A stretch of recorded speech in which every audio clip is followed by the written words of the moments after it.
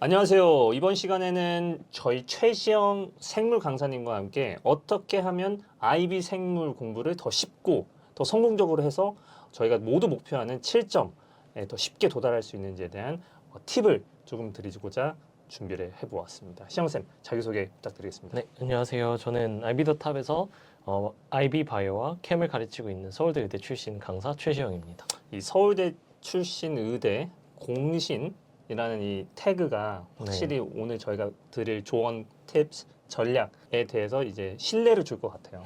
그런 의미에서 네. 첫 번째 질문으로 저희가 시작할 것은 IB 생물에서 7점을 받는 학생들의 공통점은 무엇인지 설명 부탁드리겠습니다. 우선 IB 생물은 다들 아시다시피 공부량이 엄청나게 많습니다. 그래서 다들 기본적으로 모든 개념 이해는 당연한 거고요. 공부량이 많다 보니까 이 모든 공부량을 다 소화해서 자기 걸로 만든 친구들이 모두 7점을 받습니다. 그래서 이게 어떠한 이야기냐면요. IB 생물에서 7을 받으려면 개념 학습, 이해와 암기 이 두 가지가 모두 한꺼번에 잘 돼야 됩니다. 근데 이제 개념 이해만 했는데 막상 시험장에 가서 관련된 질문을 받았을 때 이거를 자기 머릿속에서 끄집어내지 못해서 점수를 못 받는 학생들이 있고요. 주구장창 암기만 했다 보니까 개념 이해가 안 돼서 A는 물어봤는데 이거 B 아닌가? 하고 B에 대해서 암기한 내용을 다 쏟는 학생들이 있어요. 그럼 이 학생도 점수가 안 나오는 거죠. 그래서 점수가 잘 나오려면 개념 이해를 제대로 해서 질문이 원하는 취지를 파악할 수 있으면서 동시에 내 머릿속에 모든 정보가 다 체화가 되어서 이걸 바로바로 끄집어내서 답지에 적을 수 있는 학생이 7점이 나옵니다. 그래서 단순하게 내가 노력해서 모두 다 외우겠다 해서 7이 나올 수 있는 것이 아니라 개념 이해도 하면서 성실하게 암기를 열심히 하는 학생들이 점수가 잘 나온다고 볼 수 있겠습니다. 노력파가 IB 생물에서 잘할 수 있다. 즉, 엉덩이가 무거우면 무거울수록 암기를 더 결과적으로는 하게 되어 성적이 나온다. 는 어떻게 보면 사실이 아닐 수도 있겠네요. 왜냐하면 개념 정리가 안 된다는 가정하에는 그 많은 암기량이 빛을 발휘 못할 테니까.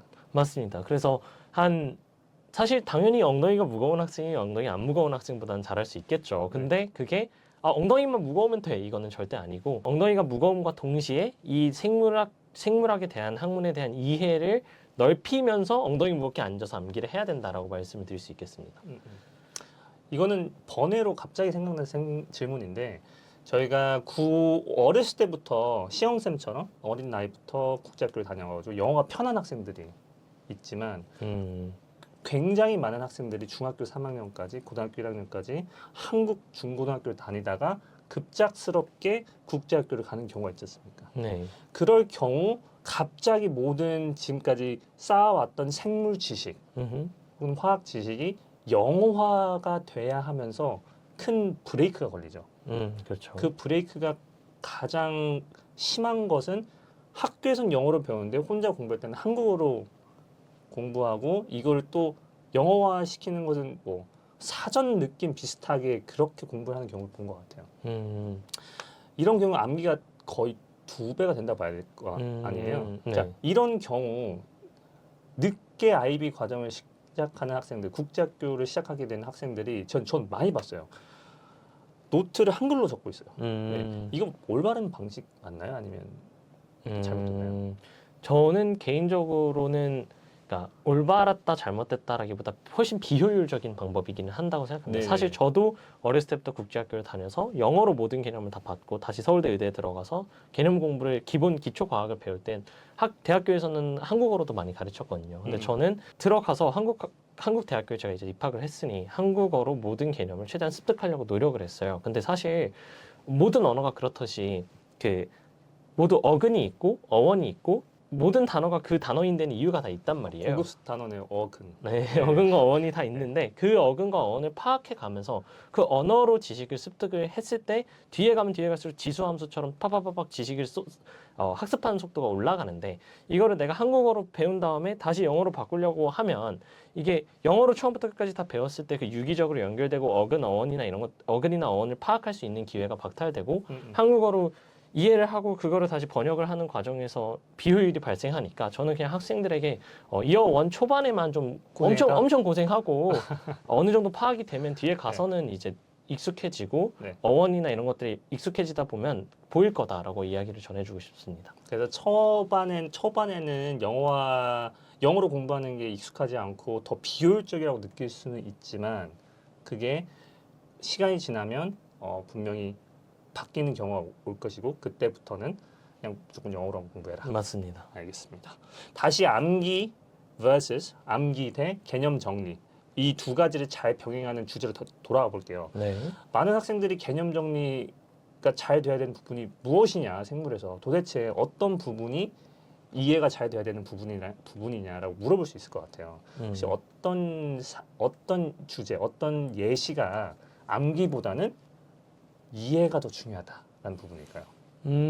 제일 기본적으로 가장 첫 번째 단원을 꼽을 수 있을 것 같은데 우리가 초반에 배우는 이제 탄수화물, carbohydrate와 관련된 단원이 있는데 네. 거기서 starch는 에너지 스토리지 때 사용이 되고 starch를 만드는 데는 알파 디 글루코스가 사용이 된다라고 배우고 그다음에 베타 디 글루코스로 우리가 셀룰로스를 만들고 셀룰로스로 이제 셀월을 만든다 이렇게 이야기를 하는데 이제 암기 메인인 학생들은 알파면 storage, 베타면 스트럭처 이렇게만 외우는데 네. 사실 알파 디 글루코스가 스트럭처가 아니라 에너지를 저장하는 데 사용이 되는 이유가 따로 있고 베타 디 글루코스가 꼭 스트럭처에 사용되는 이유가 있는데 그 이유는 베타 디 글루코스는 양쪽 끝에 달려있는 OH 그룹이 반대편에 있다 보니까 저희가 연결하다 보면 삐뚤빼뚤하게 연결이 되어도 크게 보면 일자로 연결이 되게 됩니다. 탄수화물이. 그럼 탄수화물이 일자면 일자와 일자 서로 사이를 서로 이렇게 쌓아놨을 때 서로 하이드로젠 본딩을 많이 할 수 있게 되면서 구조적으로 안정적이게 변할 수가 있어요. 근데 알파 디 글루코스 같은 경우는 하이드로젠이 양쪽이 같은 쪽에 있기 때문에 네네.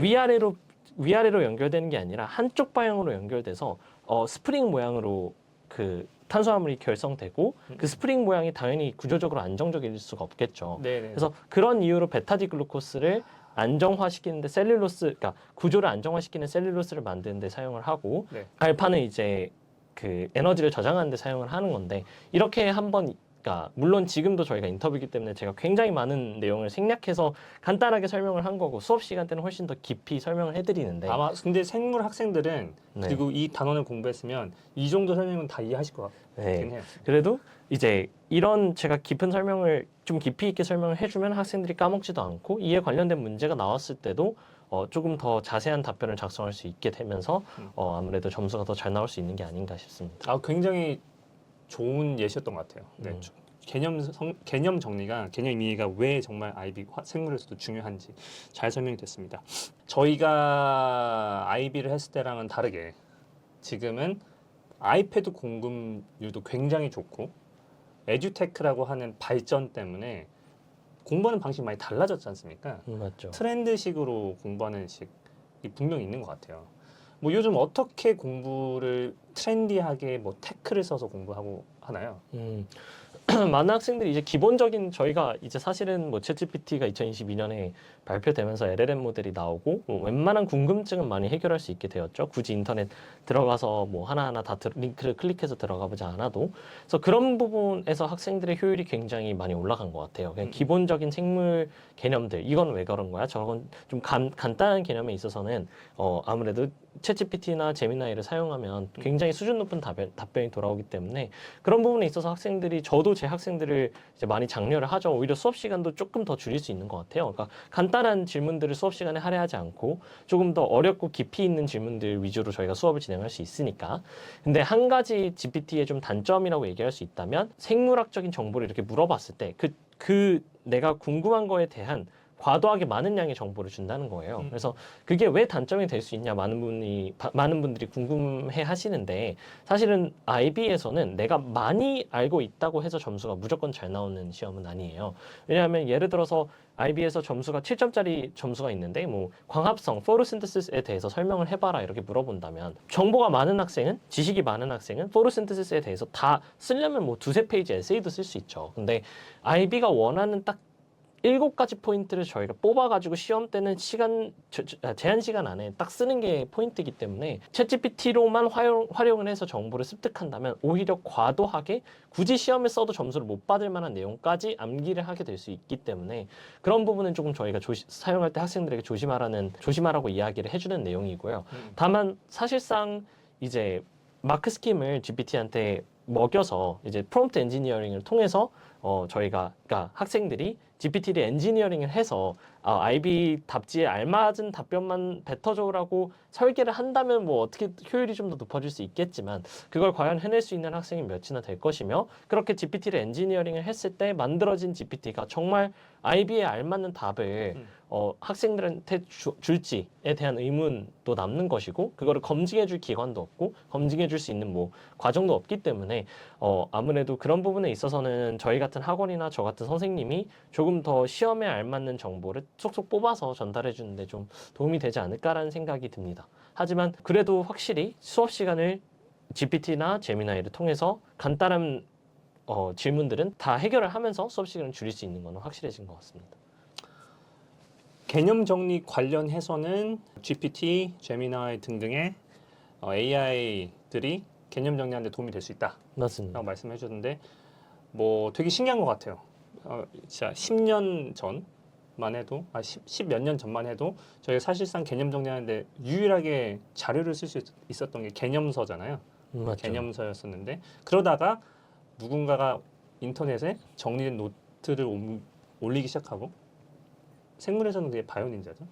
맞습니다. 네, 그거를 지금은 덜 쓰죠. 왜냐면 GPT가 생기고 나서 이렇게 막 진화하는 게 되게 신기한 것 같아요. 개념 정리는 그렇다 쳐요. 문제풀이는요. 문제풀이 학습을 할 때 태클을 보통 어떻게 활용하나요, 요즘은?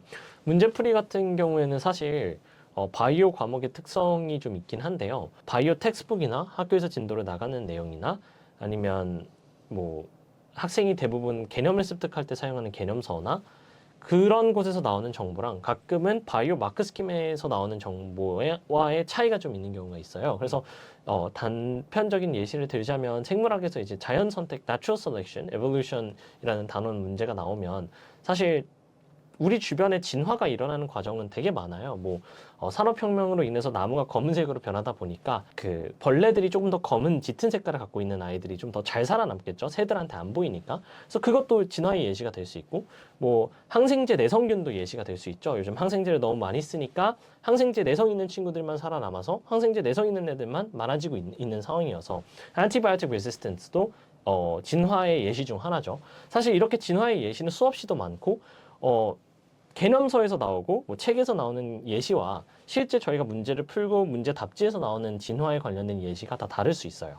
그럼 학생은 내가 개념서에서 배운 예시가 이런 것들이고 내가 이런 예시를 암기를 했는데 이 답지에서 나온 예시들은 왜 진화에 포함이 되는 거지? 하는 의문이 당연히 생길 수밖에 없고 그런 경우에는 이런 것들이 이제 에듀테크나 GPT를 사용을 해서 질문을 한다면 이런 거에 대한 정보를 습득할 수 있는 데 있어서 조금 유의미하다고 생각을 하고 이도 마찬가지로 저희 수업 시간을 좀 더 단축하는 데 있어서 도움을 주는 것 같아요. 왜냐하면 예전에는 이게 왜 에볼루션의 예시가 될 수 있는 거냐고 학생들이 저한테 물었는데 이제는 이런 간단한 것들은 이제 GPT를 통해서 해결을 빨리빨리 할 수 있으니까 그래서 그런 부분에 있어서 좀 더 아까 이야기했던 것처럼 간단한 예시 좀 내가 배운 개념서랑 나온 답지랑 조금 차이가 나는 거에 있어서 그 차이에 대해서 궁금증을 쉽게 조금 GPT를 통해서 해결할 수 있는 것 같고 본질적으로 가끔씩 이제 설명 문제에 대한 답안이 이해가 아예 안 되는 경우에는 그래도 아마 학생들이 저를 찾아오는 것 같습니다. 문제풀이 연습을 할 때 이런 식으로 활용할 수도 있고 자료 availability 어떤 자료로 어떤 문제 자료로 연습을 하는지에 대해서 잠시 얘기를 해보면 또 마찬가지로 10몇 년 전에는 사실상 자료가 많지 않았지 않습니까? 그렇기 때문에 기출 문제지를 구하는데 되게 많은 노력을 했던 것 같아요. 많은 노력을 했던 것 같고 근데 어느 순간부터 누군가가 또 마찬가지로 뭐 일릭을 하다고 하긴 하지만 인터넷에 IB 파스 페이퍼를 몽땅 올리기 시작했고 처음에 올라오기 시작했을 때는 뭐 IB가 그거를 제재하고 그래서 없어졌다가 다시 생기고 없어졌다가 다시 생기고 이런 반복을 하다가 지금은 거의 박제가 돼 있죠. 그 유명한 IB docs. 맞습니다. 예, 거기서 누구나 모든 기출 문제를 다운받을 수 있잖아요. 예, 지금은 더 나아가서 정말 학생들에게 편하게 공부할 수 있게 단원별로 정리를 해주지 않습니까? 퀘스천 뱅크로 해가지고. 그래서 리비전 빌리지라든지 리비전 맞습니다. 도조 혹은 저희 학원에서 만든 아이비 그룹에서 단원별 소단원별로 기출 문제지를 정리해서 학생들이 아이패드에서 직접 풀 수 있게 해주는 것 같아요. 더 이상 펜앤페이퍼로 공부하지 않고 아이패드에서도 다 공부해 볼 수 있게. 네, 그런 거 보면 되게 공부하기가 쉬워졌다고 해야 되나? 예전에 공부 잘한다고 하면 자료 정리를 잘하는 학생들에게 그런 수시가 붙기도 했었잖아요. 맞습니다. 지금은 그런 게 모든 게 안 해도 될 만큼 학생이 직접 안 해도 될 만큼 그냥 학생은 그냥 노력만 하면 되는 그 학습만 하면 되는 시대가 온 것 같아요. 맞습니다. 그래서 네.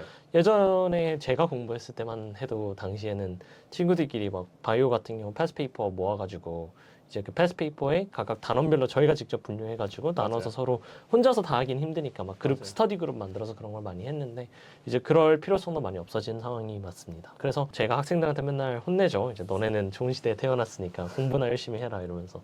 네.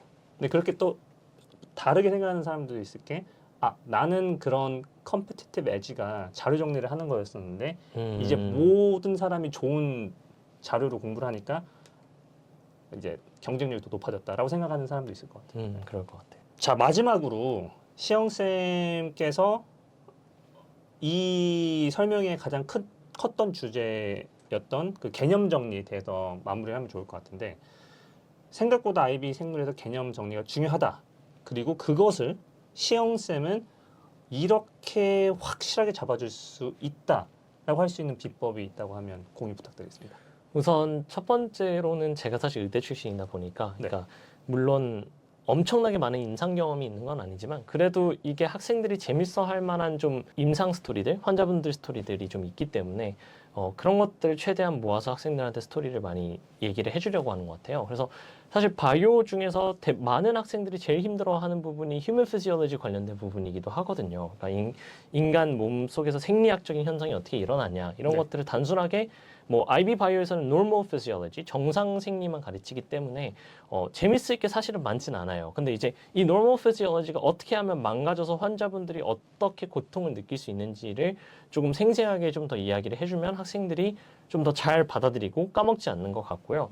심지어 꼭 physiology가 아니더라도 이제 뭐 엔자임 인히비션 같은 경우 뭐 의학적으로도 좀 의미가 있는 챕터인데 거기도 연관을 짓자면 그래서 최대한 좀 재밌는 의학 스토리랑 제가 엮어서 학생들과 소통을 하려고 하는 것 같아요. 그래서 대표적으로는 메탄올이라고 마시면 그 메탄올 자체는 독성이 없지만 그게 한번 대사 과정을 거쳐서 독성으로 변하는 경우가 있어요. 그럼 그 독성 물질이 우리 몸을 돌면서 우리 실명에 이르기까지 하기도 하고 그 다음에 이제 사망에 심하면 사망에까지 이르게 하는데 그 해독제가 사실은 에탄올이거든요. 왜냐하면 메탄올이 한번 대사돼서 독성이 되는 건데 에탄올을 몸속에다 주입하게 되면 메탄올 대신 메탄올이 대사되는 걸 에탄올이 막아버리기 때문에 술이 메탄올 중독에 대한 치료가 될 수 있다는 거를 이야기를 해주면 그게 사실은 컴페티티브 이니비터의 예시거든요. 그래서 이런 식으로 임상에서 어떻게 이런 생물학적인 현상을 활용하는지를 좀 이야기를 많이 해주는 것 같습니다. 그럼 학생들이 덜 까먹기도 하고요. 너무 신박하고 네. 제가 만약에 아이비 바이오 배우는 그 시절로 돌아간다고 했을 때 선생님이 이런 얘기 해주면 정말 재밌었을 것 같아요. 약간 방금 해주신 얘기에 대해서 좀 덧붙이자고 하면 그 러시아 사람들이 술을 그렇게 좋아해서 에탄올 함유가 높은 보드카를 이렇게 마신다고 하지 않습니까? 맞습니다. 거기에 좀 더 극한 사람들이 메탄올을 마시지 않나요? 근데 그 메탄올이 사실 메탄올 함량이 어느 정도 적당한 수준에 있는 술, 사실 테킬라도 메탄올 함량이 좀 높은 술이긴 해서 예. 네, 그래서 메탄올 포이즈닝을 막기 위해서 에탄올을 마시는데 그래서 네. 이제 메탄올 함량이 어느 정도 있는 테킬라도 네. 이제 에탄올이 같이 있으니까 네. 독이 들어있는 술이거든요, 사실 테킬라가. 근데 이제 테킬라가? 네, 그런데도 그냥 안전하게 메탄올이 들어있는데도 저희가 테킬라를 안전하게 먹을 수 있는 이유가 네네. 테킬라에 에탄올이 훨씬 많기 때문에 메탄올이라는 게 우리 몸에서 대사가 돼야 독성이 되는데 그 대사가 되기 전에 테킬라에 있는 에탄올이 막아버리니까.